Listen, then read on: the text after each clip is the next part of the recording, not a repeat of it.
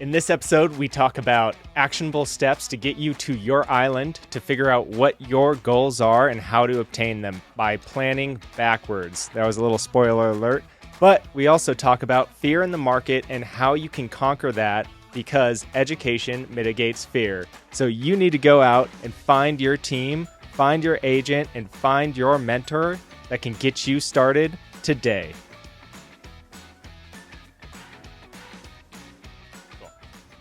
Welcome back, Turnkey family. We're your hosts, the Turnkey Brothers, brought to you by Boise Turnkey. And this is episode number 5. We're so excited to have you guys here today because we want to reach out to all those new real estate investors. Today, we have a very special guest with us, Eric Giovannucci. The reason why he's a very awesome guest to have on this show is because he's going to teach us why it's so important to have an agent, a real estate agent who's not only accredited in the real estate agent field, but he's also an investor himself. Not only does he invest, but he does flips himself. He gets in the market, and he's not afraid to make mistakes. So he's going to have the same goals and values that you guys do. Nailed it. Yeah. You make me sound a lot better than I am. Thank you. Appreciate that. Now you just got to not screw it up. Oh, man. Okay. So let's start off with how you got into real estate. What was your transition? Because you were in the military before, right? Yeah, so I was on active duty for 13 years. And like everyone in the military, they finally get to a point where they're like, I am so done with this. Yeah. So it's like, what's my exit strategy? Yeah. And my exit strategy was, I don't know. So back in like 2012, 2013, I hit the whole bigger pocket scene up. And it was still kind of new. It was very much just a forum. Mm-hmm. They weren't selling things yet. It was still Josh Dorkin and Brandon Turner. Nice. Yep. Before OGs. that. Yeah. Yeah. And you know, it was cool, but definitely wasn't the knowledge resource that it is now. So it was still kind of hard to like navigate it and learn things. But yeah, so went through that, and then I got into my first house in El Paso. I was 23. I bought a new construction, probably my worst purchase, but I got it. So Nice. That was like the most important thing, was just getting into it. At the time, was it a great thing? No, but over time it turned into a rental, and that's kind of pushed me to do that every time I'd PCS around. So every 3 years or every 2 years, I'd move around and I'd grab another house. And then I got a little bit more courage, and I'd get a house that needs some work and force some appreciation through it. And then I sold everything off in COVID because I was scared, like 90% of the world. Yep. Missed out on a lot of appreciation, but definitely made a lot of money on that. So. Yeah. I love that you talked about how afraid you were at first to buy your first home. And you said this is what, back in 2013? Yeah. I remember those years. Like, if you bought a house then, your friends were looking at you like, are you crazy? Like, The market is so expensive. We just had a crash. What are you thinking? Like, what was going through your mind when they were saying that? Oh, man, I was like being dissuaded from everyone. So, like, I come from a family that doesn't even, my mom's never owned a house before. Like, still to this day hasn't owned a house. Hopefully she doesn't hear this. Sorry, Mom. But, yeah, so I didn't really have anyone to lean on. So everyone was kind of like, are you sure you know what you're doing? And in the military, you have, like, your supervisors that are also in charge of everything you do in your personal life. Yeah. They're like, you don't know what you're doing there, stud. You need to not buy this house. And I'm like, that's exactly why I'm going to do it. You go get yourself a Corvette with a 13% interest rate. You do it now. That is acceptable, but don't you buy a house with a 5% interest rate or Right. 4, whatever it was at that time. Yeah, incredible. Yeah, I feel like we see a lot of that today, too. I mean, I get that the market is as expensive as it ever was, but guess what? It's always been that way because it always goes up over time. You know, it's educating yourself and finding the right team, the right people around you that you can lean on that you were just talking about. Yeah, and I mean, here's the thing. So like we were saying, like find the right team. I just did the thing that everyone does when I made this purchase. I was on Zillow, and I clicked the first ugly mug on the right-hand side, and I was like, cool, this guy looks like my guy. Boom, done. Nice. And that was a terrible idea. Okay. But I mean, I got the house. So it could I have probably bargained, or could I have done whatever? Maybe, yeah. But come to find out, this guy actually worked with the builder, so the best interest was for the builder, not for me. Sure. Yeah. So it kind of leads into what you had brought up when we were coming here. It's just like, hey, like let's talk about why it's important to make sure you have the right team members or find the right people to do the right things. Right. Yeah, because you don't know what you don't know. No, and frankly, all of us will in this space have something that we can bring to the table, and you don't know what that is until you start asking around. Am I the guy that's going to go show you new build construction? No, I'm not that guy. I don't have the right contacts in it. I don't know who owns Boise Hunter Homes or whatever. But there is people that can help you do that. Okay. So asking around and making sure you're finding the right professional to lead you in the journey that you want to go on it's paramount. Yeah, definitely. That's a lesson that I feel like a lot of people learn the hard way as it is, just finding the right team and understanding that you have weaknesses that you're not good at, Or it's a lesson that, especially when it comes to buying a home, people never learn, because you buy a house, maybe every primary residence, probably every 5 to 10 years, depending on how your family scales or descales. So you don't know what a good agent is or what a bad agent is, because you have such a few and far between experience of what agent you've used that you never learn that lesson. Yeah. Yeah, or what's a good deal, what's a bad deal. Exactly. So let's take it back a little bit to where you made that transition from your W-2 mindset in the military. I'm sure everybody can relate what it's like to have your 9-to-5 job and then going into the unknown of, all right, I'm going to give this a shot. Yeah, especially a government job that's very secure. Yeah. Yeah, so I was actually really blessed. So after being in the Army for so long, they gave me an opportunity called the I forget what it's called. It's Career Skills Program. Oh, yeah. So you're put on an internship for X amount of time. I happened to get 9 months of an internship. Whoa. So I was paid, handsomely. I was a prior enlisted officer who was living in Boise, getting paid for living in Alaska, doing an internship. So it's, whatever the money is, I think it was $120,000 salary year job as an officer. And I got to use that to basically learn real estate as an agent for that entire time. So I'm a bad example of completely leaping out. That's a nice fun way. Yeah. Yeah. Yeah. So I had bumpers on, man, all day. It's easy to bowl 300 when you got bumpers on. Yeah. That's awesome. No, that's fair, but that also goes to show that you're intentful with your decision. Yeah. You set up the right processes to make sure that you were going to be successful. And was this before or after you sold off your original portfolio? I did that right before all that. So when we were still in Alaska, I started just selling things off. And what was your portfolio? What did it look like at that time? I had 3 single-family rentals across Texas and California. Okay. Yeah. Yeah, nice. Okay, so you sold off all your rentals and you decided. So where are you at? I feel like from 2020 to now, you've had a completely different mindset, career path change. Talk to us a little bit about that. Yeah, so coming into Boise, I didn't know anybody. The first person I met was your guy's dad, right? It was Corby. So, Right. I met Corby on Bigger Pockets, and we went and got coffee. And the humble, awesome person that Corby is, he just shows up like a human. Yeah.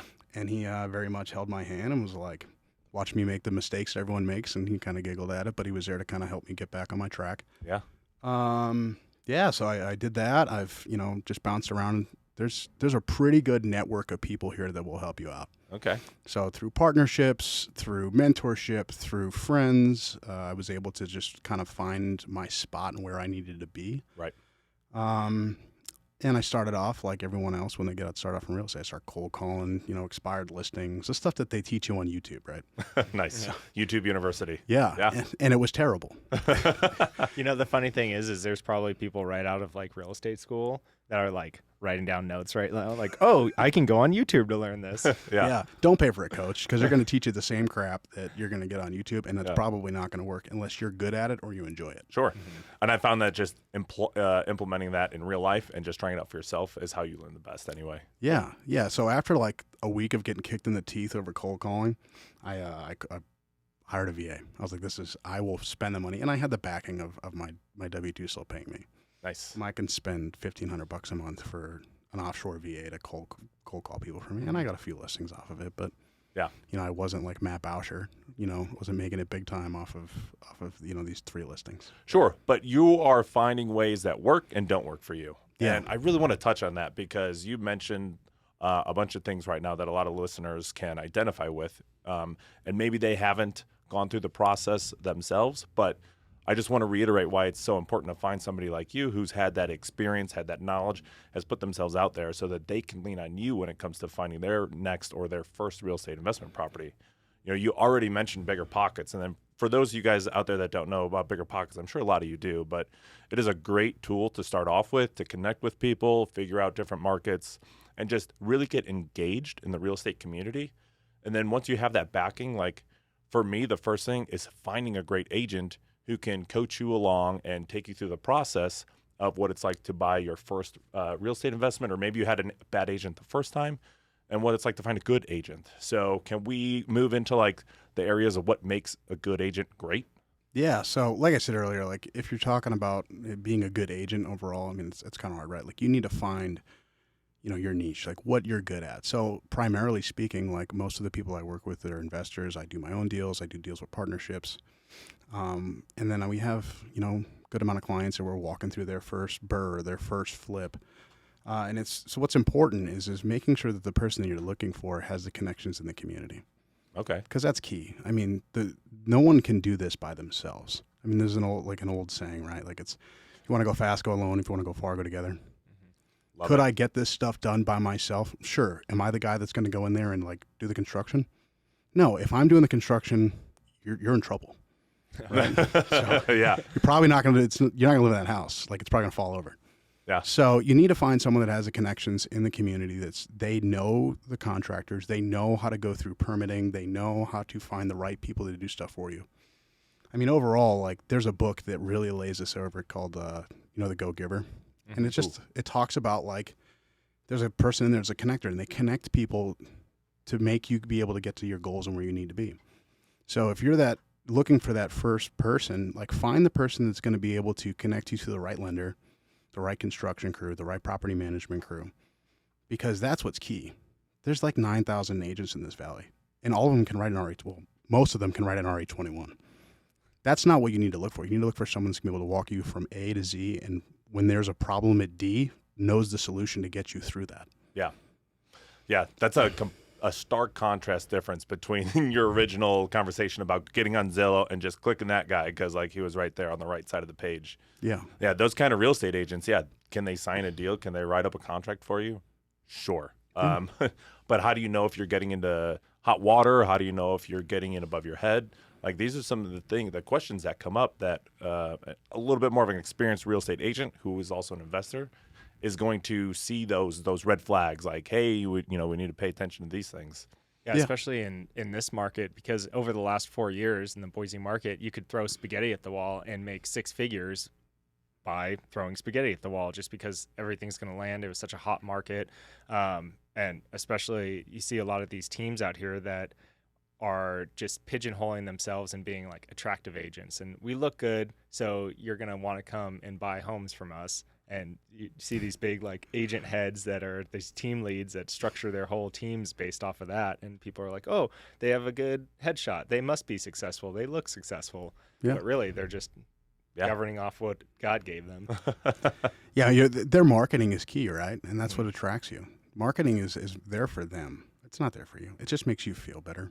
Yeah. And I mean, sure. we talked about that earlier. Yeah. It's most marketing from real estate agents, while it makes the home, seller feel nice, warm and fuzzy that their home's being marketed, all that is for them for lead generation tactics. Mm-hmm. So yeah, and I mean to touch on that, I think my biggest thing, I guess I can start talking to like the hate speech, right? So like the whole TikTok real estate agent thing, that kills me. If you ever see me making TikToks, Matt, call me. I'm not okay. All right? I'm triggered right now. I feel attacked. It's just not who I am, right? Yeah. But I mean, is it a good lead generation tactic? Probably for some people. And as far as like my headshot, that thing's not changing for 20 years. Nice. Because that's how long it's probably going to take to get me in a suit to go back to the photo place. Yeah. Yeah. I want to touch on this a little bit though too, because it's remarkable to see that those who are in the real estate investing world, who are in that pool of people, like they don't need to market because they already have the network, and they've set up their funnel. So they know where the deals are coming in. They've talked to the wholesalers, they have the contractors. You have more work than I'm sure you can manage or handle right now. If anything, you need to grow. And that has nothing to do with making a video on TikTok. Yeah, absolutely. I mean, right now for me personally, like looking at growing, like it's hard because I tried to grow before and I failed. Like I fell flat on my face because I didn't reach out to the right types of people. Right. Not having that support system you're guaranteed to fail if you don't have a plan. Sure. Yeah. So that's the biggest thing. Yep. What's it saying? Those who don't plan, end up like Stan, and you don't want to be like Stan. It's the who's, not the how, right? Yeah, definitely. How does it go? Those who have a plan, those who don't have a plan fail. Those who fail don't have a plan. Plan to fail. You can edit it in. You're good. Yeah. Those who fail to plan Those who fail to plant, never mind. Plan on I'm just going to let failing. you keep doing this. Keep going. Yeah. Okay, so that's what makes a great real estate agent, just separating yourself from the pack of understanding the goals and the mindset that the investors are in. What would you say it takes to become that well-versed agent who also invests at the same time? Like, can you talk about some of your projects or some of the things that you've done that you've found great success in? Failure. Failure is what teaches you exactly where you need to go and how to get there. And that can be anything. Like, it could be failure to act. That could be failure in a project. That could be failure in a partnership. All of those things are going to teach you lessons in life that are going to move you forward. But the only thing that's not going to move you forward is if you fail to act. Like, if you fail to act, like, the game's already over. Yeah. So just get out there and run into a wall, fall down some stairs, and then learn from it. It's like walking or riding a bike. It's like everything else in life. Was you're a child and you learn, you screw it up. Yeah. Just don't screw it up so bad that you got to file bankruptcy. Yeah. Then you'll be all right. Yeah. I feel like even then you'd probably still be all right because you learned so much. And that's the cost of the education. I honestly feel like real estate investing is a cheaper education and has a higher ROI than like going to college, for example. Don't get me on that spiel right now. Wrong podcast. I got an undergrad. The Army paid me to go to undergrad, and I started my MBA at Davis. And after like the first 2 semesters of Excel, I was like, I will do literally anything except for doing this. So yeah. And as far as the education's concerned, like, have I lost money? Yeah. But I would much rather lose money learning the process than to go pay a guru $50,000 and not have anything and still not know what I'm doing. Yeah. I think we've all personally, I've lost thousands of dollars trying to figure out this real estate investing thing and making the mistakes. And wow, I really shouldn't have done that. But then I've earned so much more after it from learning from my mistakes that it's really propelled me forward. Yeah. Every dollar you lose, you make 6 back. Yeah. Well, look at the story of, who is it? I think it's the guy that started Starbucks. I think he got told no by like 450 banks before he finally got a yes. Imagine if he stopped at bank 3. Yeah. Right. I mean, it'd be great because these smaller coffee shops would be doing better. But still, I mean, like, he grew a conglomerate in the coffee business because he was told no, but he kept going. Or the perseverance. Yeah, Abraham Lincoln. You know, he failed several times for about 15 years until he finally won the presidency. Yeah. Yeah. Most people that are successful, they screwed it up for a lot of times before you see their success. You just don't see that. Yeah. That's our biggest problem with social media, right? You'll log on to the Boise Real Estate Investors Group and you see all these people doing great things, but they won't tell you how bad they've screwed up. So, I mean, I would say add that on your list of stuff. Humble people or people that are good at teaching will share their failures with you because it's going to allow you to, pass through those. Yeah. So that's someone else to look for. Right. I love it. Yeah, like you were talking about Corby showing up as a real dude. Like he's just like one of us, you know? He's approachable. Yeah, absolutely. Yeah, fail early, fail often, fail forward. Those who fail the quickest make it the furthest. Yep. Rinse and repeat. Yep. Awesome. Yeah. Okay. So what are some of the projects that you're working on right now? Oh, man. You mean besides trying to get rid of these flips that we bought like 6 months ago, right before the market crashed? Yeah. So we got those. So we are now turning into some buy and hold investors here in the Valley, mainly because, the market just tanked on us. So our exit strategies didn't work. So now we're looking at, okay, we're going to hold. These are going to be short-term, mid-term rentals. This is going to be a long-term rental. One of our partners is probably moving into certain ones. That might be me. So okay. After we can kind of clear the plate, right now we've got a first like development deal out in Caldwell, and oddly enough, it's on 1.5 acres and on an island. Was never annexed in. Everything around it was annexed in. Right off the MLS, I was looking at it. I was like, man, this is like something's wrong with this deal. And they were looking at building single-family homes, and that's one of the renderings that they had on the MLS, which is renderings of single-family homes. And if you don't know where Montana is in Caldwell, that's not where you want to live. For a single-family home, it's a throwaway. It's getting busier. They're probably going to expand it. You don't want to live on the main drag. A lot of people don't, at least. Right. So I'm looking at it. I'm like, this deal doesn't make sense. Passed on. I was like, we'll look at it later. And then like a week later, I look at it again, and I'm like, all right, right now it's zoned ag. What can we do with this that makes this deal make sense? Because I feel like I have some leverage. Because we bought it in May. Things were still flying off the shelves. This thing was on the market for 2 weeks. I'm like, something's probably going on here. So I looked into it, called the city, and was like, hey, what can I do with this? And they were like, well, you could, rezone RS3 after you annex in. I didn't even know what that meant. because every city has different zoning codes and different abbreviations for everything. Yeah. And frankly, I've never developed anything. So looked it up, tried to go through that whole process. Come to find out, I'm like, I can put 2 to 4 units on each one of these parcels after I cut it up. So we're going to be building 18 units on it. Do I know how I'm doing it? No, I have zero clue. I mean, I'm like hitting every wall I can. But it's progressing. Is it progressing as fast as if my name was like Corey Barton building a subdivision? No, it's not. But we're getting there. And that's like the thing that I was talking about with failure. Have I failed? Yeah, it took me 90 days to get a roundtable meeting with the city. But we got it done. So all I know is that after we get through this whole process, the next one's going to be a little bit faster. And the next one will be a little bit faster. Yeah, that's great. And the reason why I wanted to ask that question was because I wanted to give a good example to the audience right now. With the market going the way it is, you have to adapt to it. You can't think that you're going to go and buy a house and you're going to sell it for a lot of money because you want it to. Like you can't adjust to the market. You can't have the market adjust to you. Right. You have to adjust to the market. So with that in mind, some of these flips that you had, you're starting to turn them into either long-term rentals, short-term rentals, depending on where their location is. But you're able to make that transition and just adapt to what's going on because you see the needs of the market. Yeah. Furthermore, with the ups and downs, the valleys and the troughs of the market, you've identified that, hey, what I'm doing is right. I understand it. I know it's important to invest. I don't care that the market's going up and down. It will do that for the rest of my life. What's important is that I keep investing, I keep trying, and I keep hitting those walls.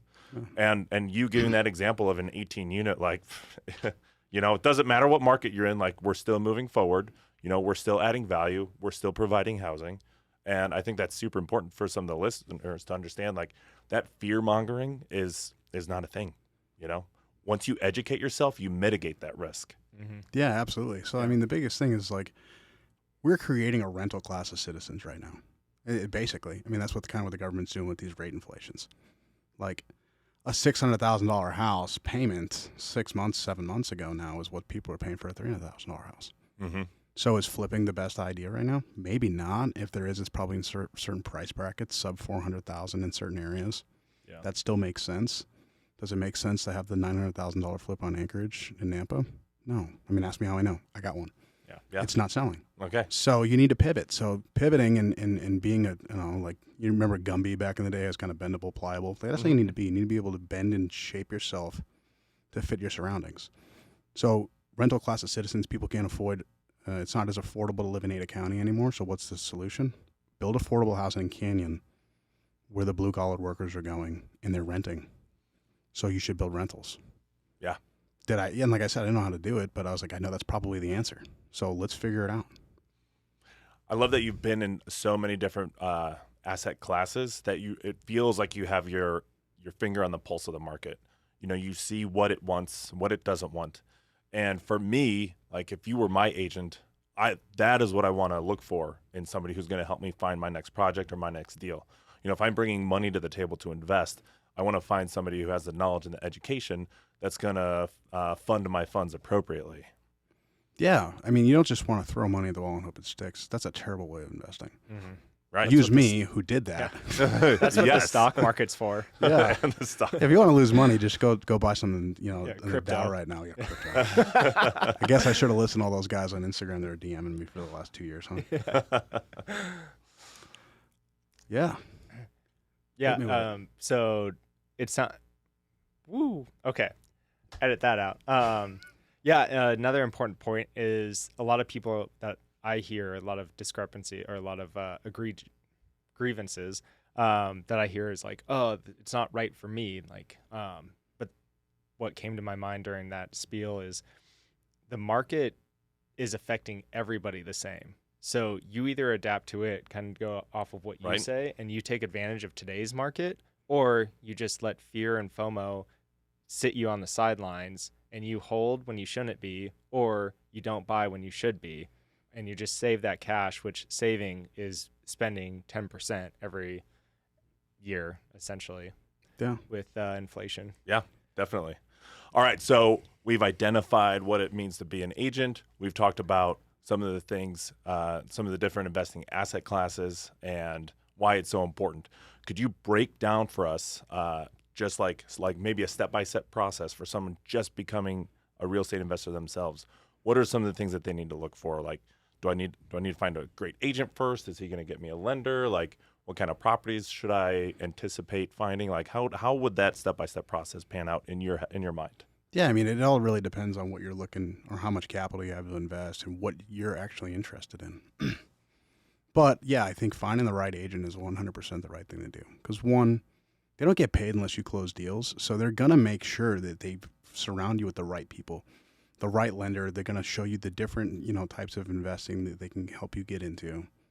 So they're going to push you towards that stuff. So having the right real estate agent, finding the right lender, because there's some lenders out there that are just box top lenders, right? Mm-hmm. Like, and they do really well at residential, resale, and it's great for them. But getting creative with the lending thing right now is super important. Yeah. Like there's a local credit union that still is doing 10% down purchases on investment properties and 85% loan to value cash out. Most people don't even know that. And that's like a readily available product that my lending partner, I mean, we've been using that for the last 8 months, just pumping them through there. And when you tell people about it, they're like, oh, well, I didn't even know it existed.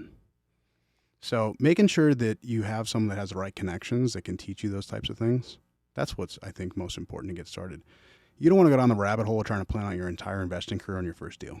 Mm-hmm. Just get through that one. Do that one single family, like Burr. I hate the terminology, but get your first one that you can remodel and you can, pull your cash out later down the road and do some forced depreciation in that manner. And then just do the next one. It's really like, I think the biggest thing with real estate investing is just so overcomplicated. Just go and do it. Right. Yeah.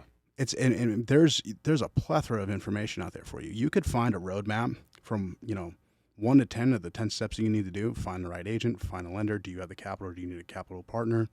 How are you gonna remodel the house? How are you gonna find a renter? Right there, that's it right there. And the answer is the right real estate agent is gonna give you the right lender. They're gonna give you the right property management, and they're gonna have the right construction company for you. Yeah, just talking in the valley to people that are looking for even a primary residence, not even for investing. I think appreciation right now it's such a good time to buy here because interest rates are high, so people are scared. I'm not going to buy because interest rates are too high. I'm going to wait for them to come down. But I mean, we're hearing that across the board. So what happens when interest rates do come down? Every single person and their grandma, your mom, is going to be buying a freaking house as a primary residence. Yeah, hopefully. And that's going to jack rates up. So you could buy something now in the plans to refinance in 2 years if the interest rates go back down, prices come up, and then you pull all that money that you've invested in it already, and now you get 2 houses out of that same $100,000 that you put out. Yeah, everyone that I know that is buying, mainly like primary residences. So my team does a lot of like investor-minded stuff, but we also work with residential or retail buyers, right? And the same thing that we hear is, hey, rates are kind of high right now. It's making it unaffordable. And I hate the whole term. If you follow me on social media, I post this at least once a week. Stop saying the whole, marry the house, date the rate crap. Yeah. It's true. It's just a corny saying. So right now, yeah, the rate's high. Can you refi in 6 to 8 months if or when rates come down? Absolutely. But what you can't do is change your entrance price on the asset. Right.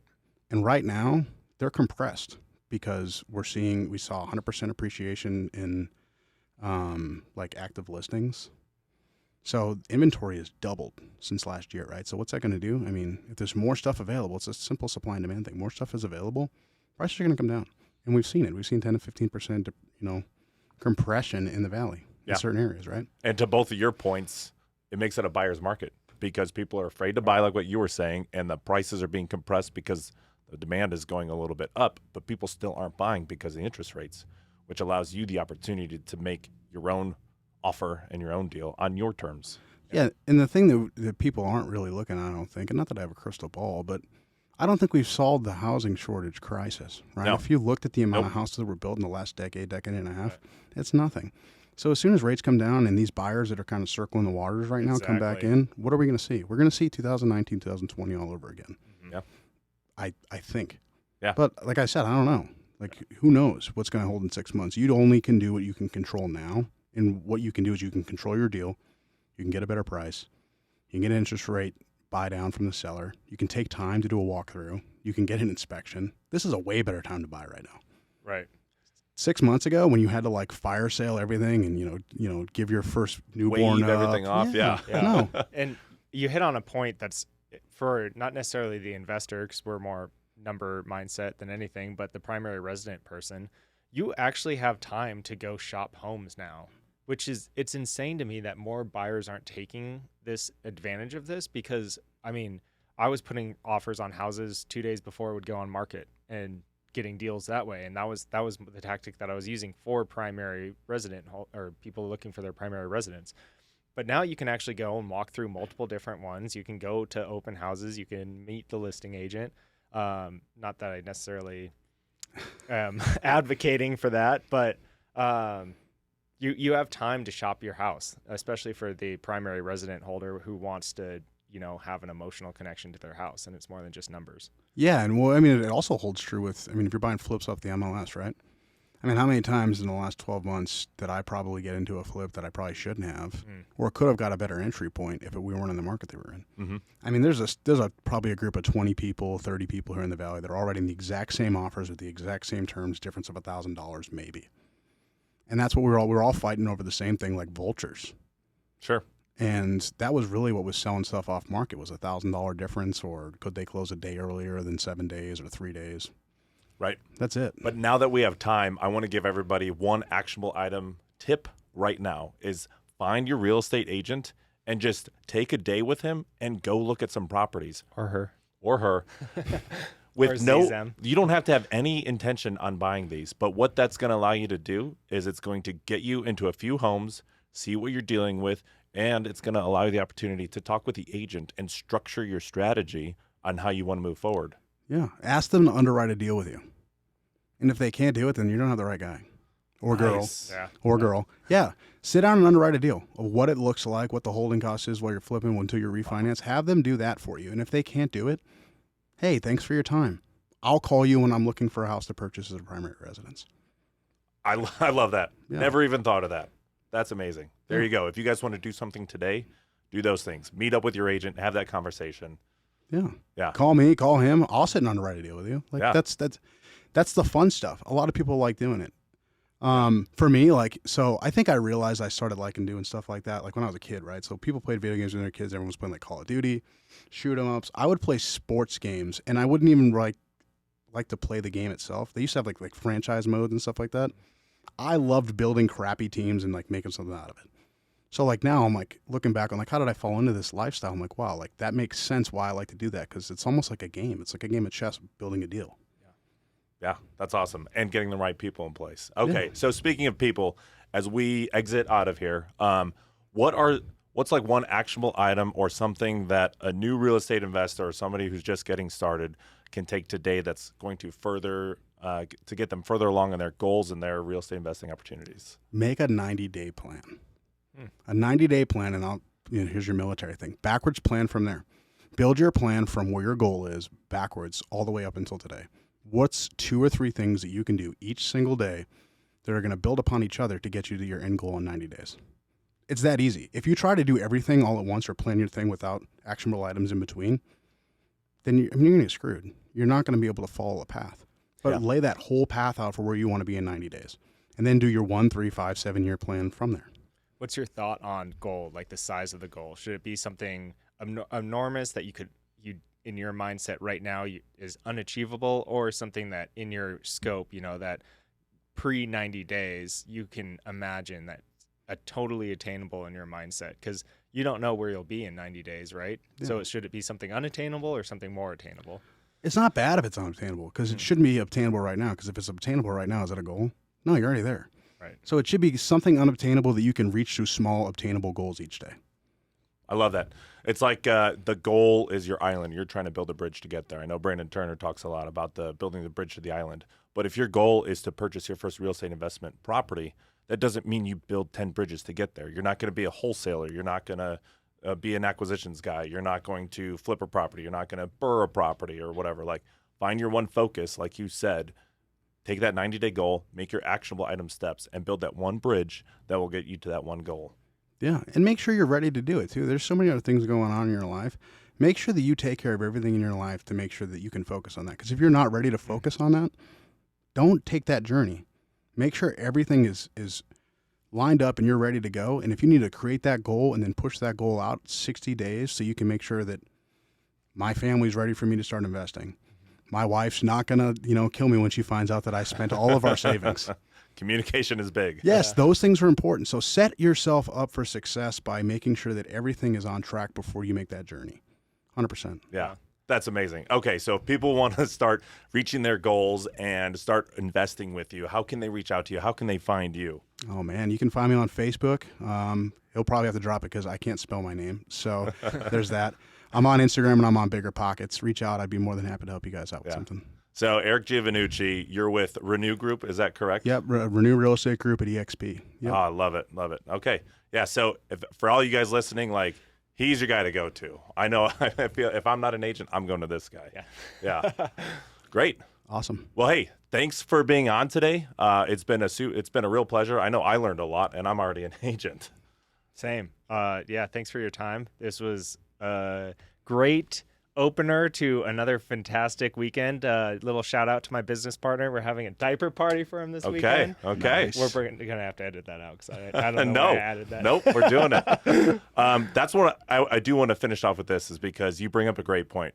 One of the things that I fell in love with real estate and investing is everyone is so friendly. They're in an abundance mindset.